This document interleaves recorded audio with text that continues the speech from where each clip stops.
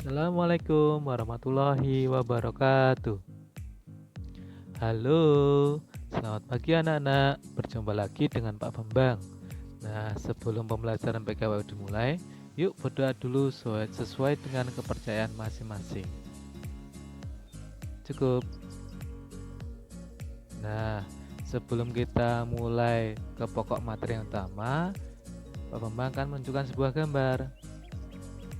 Gambarnya sebuah tarian. Nah, tarian ini berasal dari Yogyakarta. Apakah nama tarian ini? Ada yang tahu? Kalau belum ada yang tahu, Bapak beri gambaran sedikit. Nah, tarian ini cukup populer di Yogyakarta, tepatnya di keraton ya. Tarian ini merupakan tarian yang begitu sakral dan hanya boleh ditampilkan di lingkungan keraton saja sebagai acara ritual kenegaraan hingga acara peringatan naiknya tahta sultan.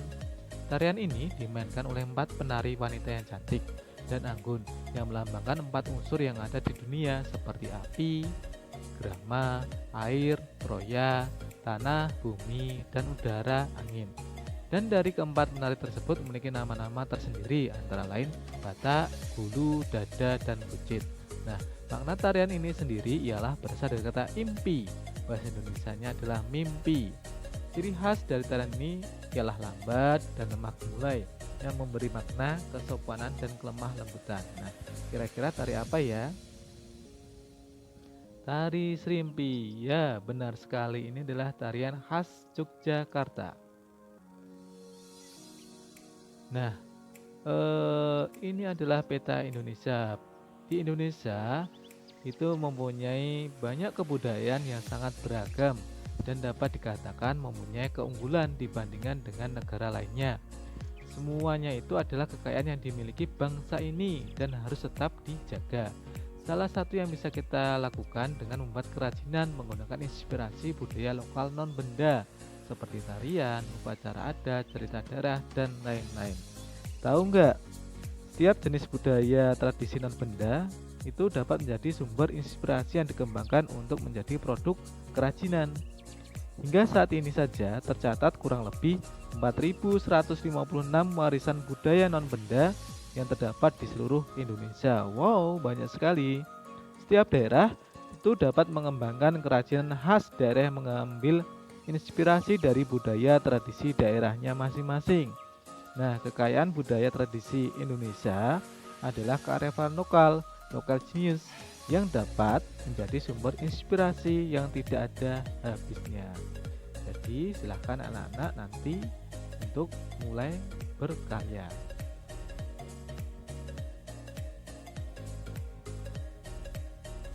Nah, dari sekilas gambaran tadi, untuk materi pada pagi hari ini yaitu tentang kerajinan dengan inspirasi budaya lokal non-benda. Jangan lupa like dan subscribe-nya ya. Terima kasih.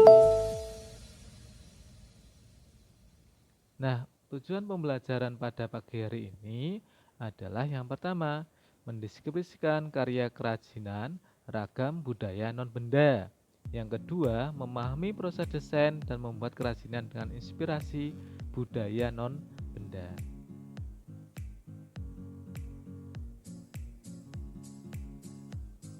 Nah, untuk budaya tradisional itu dibagi menjadi dua. Pertama, budaya non-benda dan yang kedua adalah artefak atau objek budaya.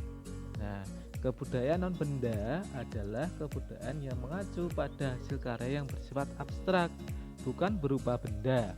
Di antaranya yang diturunkan antar generasi. Contohnya apa? Yang pertama adalah pantun. Nah, pantun ini beraneka macam jenisnya, yaitu ada pantun jenaka, pantun nasihat, pantun agama, dan lain sebagainya.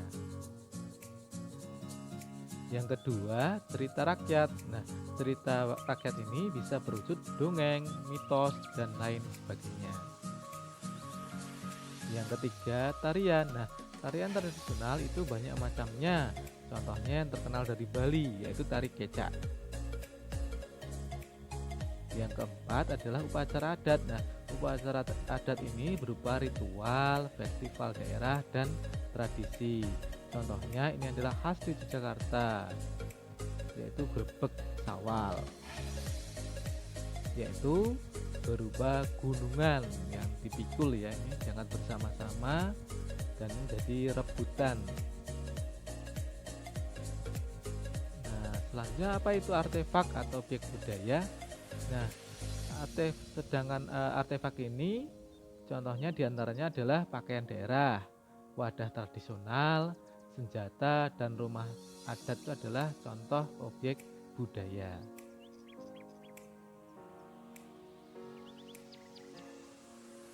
Nah, untuk berikutnya, sumber daya usaha kerajinan non-benda. Ini ada beberapa unsur-unsur sumber daya usaha antara lain sebagai berikut. Pertama adalah atau manusia, butuh tenaga kerjanya. Kemudian yang kedua adalah money atau uang atau dana. Yang ketiga material atau bahan. Yang keempat adalah mesin.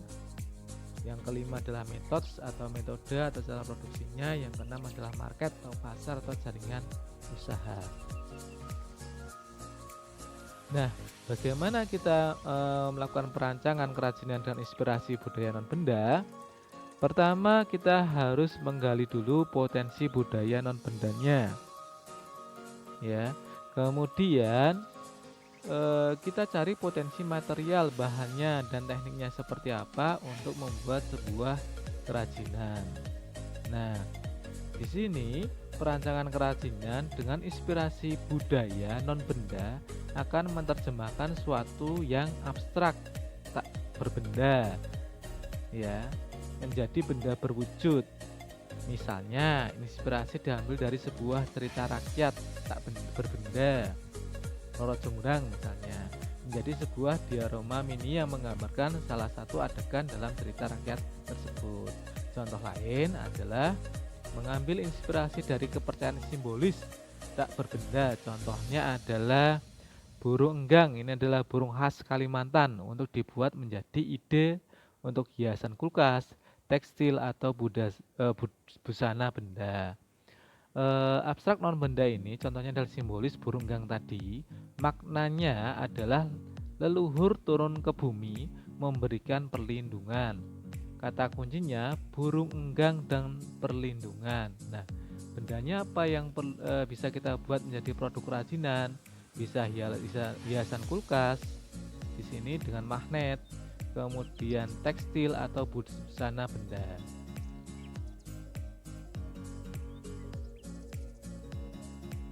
Nah, bagaimana kita bisa membuat sistem produksi kerajinan dan inspirasi budaya lokal non benda?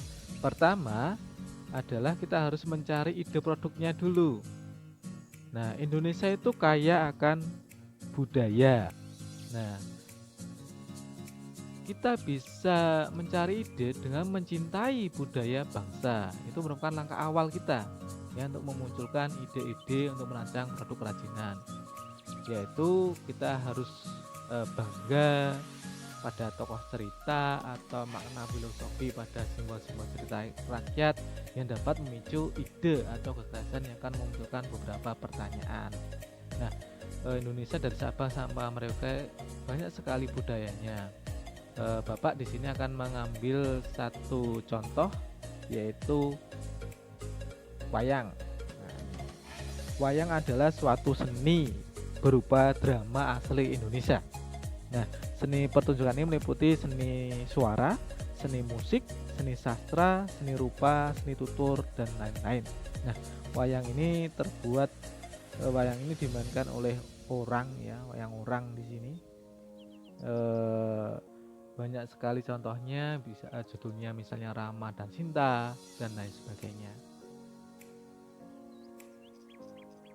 Nah, dari budaya tadi wayang orang itu kita akan membuat gambar atau sketsa bentuk kerajinan yang mana kita transfer dari tadi non benda yaitu wayang orangnya tadi. Nah, itu akan membuat gambar dan sketsa. Nah, ide produk yang telah direncanakan sebelumnya dibuat sketsa rancangan agar rancangan tersebut menjadi wujud gambar. Nah, sketsa dapat digambarkan di buku atau kertas dengan menggunakan pensil, spidol, dan ballpoint.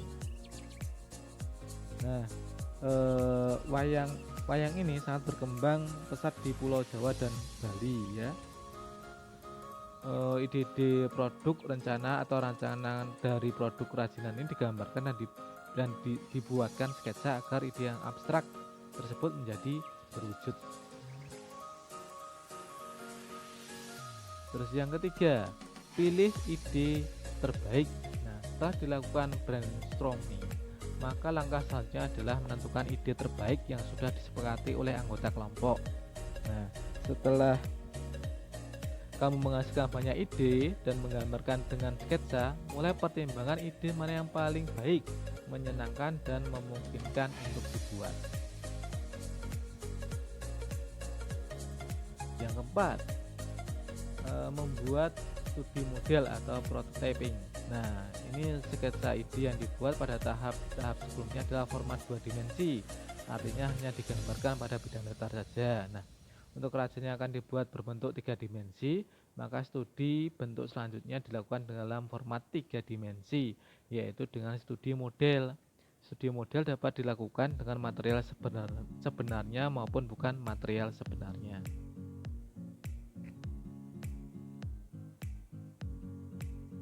Nah, bidang selanjutnya yang kelima adalah perencanaan produksi. Nah, kerajinan dengan inspirasi budaya lokal non-benda berfokus pada kerajinan yang idenya berasal dari budaya tradisional. Contohnya dagang wayang tadi. Ya, ini contoh lainnya banyak, misalnya cerita rakyat, mitos, tarian, pantun. Nah, hal tersebut menjadi ide utama untuk menciptakan usaha sendiri. Perencanaan produksi terdiri atas ide, modal, sumber daya, dan strategi pemasaran. Nah, tahap selanjutnya adalah membuat perencanaan untuk proses produksi atau proses pembuatan kerajinan tersebut. Nah, prosedur dan langkah-langkah kerja disusun secara jelas dan detail agar pelaksanaan produksi dapat dilakukan dengan mudah dan terencana.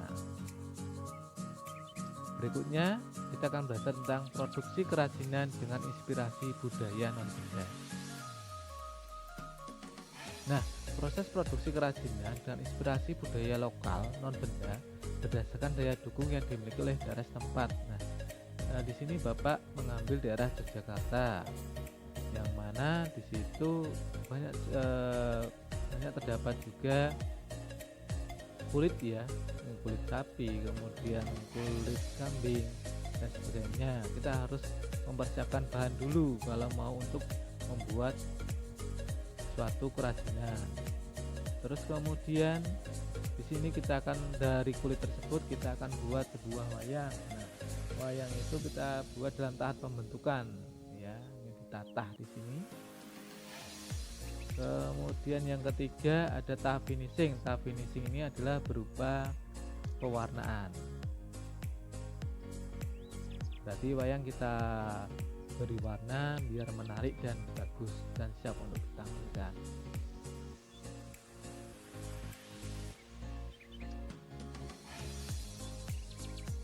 Nah, selanjutnya setelah wayang itu kita buat, perlu adanya kemasan kerajinan dengan inspirasi budaya non-benda ya, yang menarik. Nah, untuk kemasannya bisa berupa kertas, kemudian plastik, dan bisa berupa kayu. Nah, kemasan untuk kerajinan ini berfungsi untuk melindungi produk dari kerusakan serta memberikan kemudahan membawa dari tempat produksi hingga sampai ke konsumen. Nah, kemasan juga berfungsi untuk menambah daya tarik dan sebagai identitas atau brand dari produk tersebut.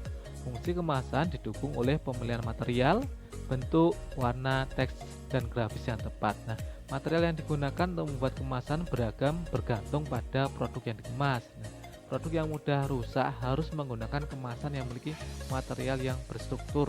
Pemilihan material juga disesuaikan dengan identitas atau brand dari produk tersebut. Nah, bisa saja kemasannya nanti dikasih semacam tulisan, kemudian gambaran produknya, terus kemudian menceritakan tokohnya dan sebagainya. Kita bisa buat semenarik mungkin agar menarik para konsumen.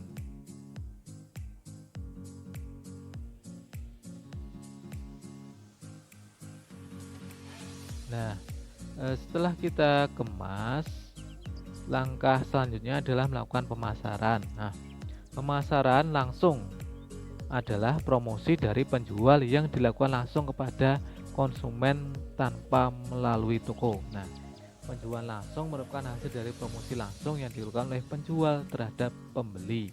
Pemasaran dapat dilakukan dalam promosi dan demo penggunaan produk kepada calon konsumen. Nah, contohnya adalah ini yang menemukan wayang kulit untuk menarik konsumen. Nah, sistem penjualan langsung dapat berupa penjualan satu tingkat atau single level marketing ataupun multi tingkat multi level marketing. Nah, penjualan suatu tingkat merupakan cara yang paling sederhana untuk menjual produk secara langsung. Nah, jurusawan langsung memasarkan dan menjual kepada konsumen tanpa membutuhkan toko atau pramuniaga.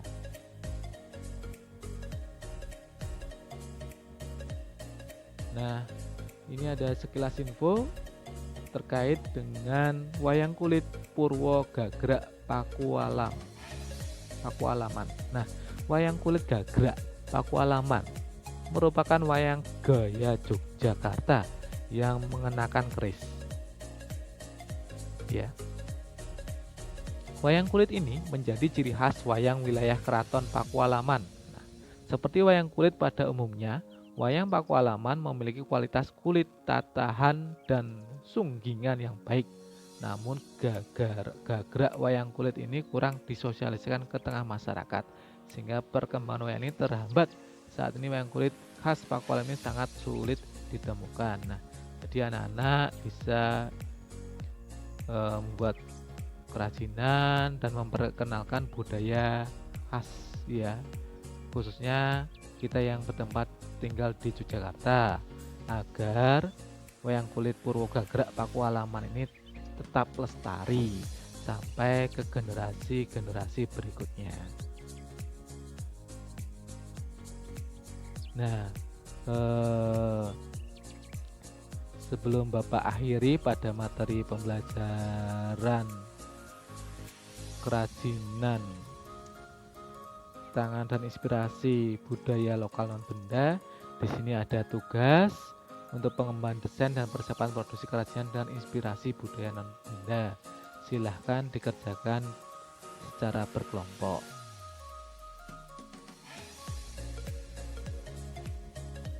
Nah, itu saja yang bisa Bapak sampaikan. Kurang lebihnya Bapak minta maaf. Wassalamualaikum warahmatullahi wabarakatuh.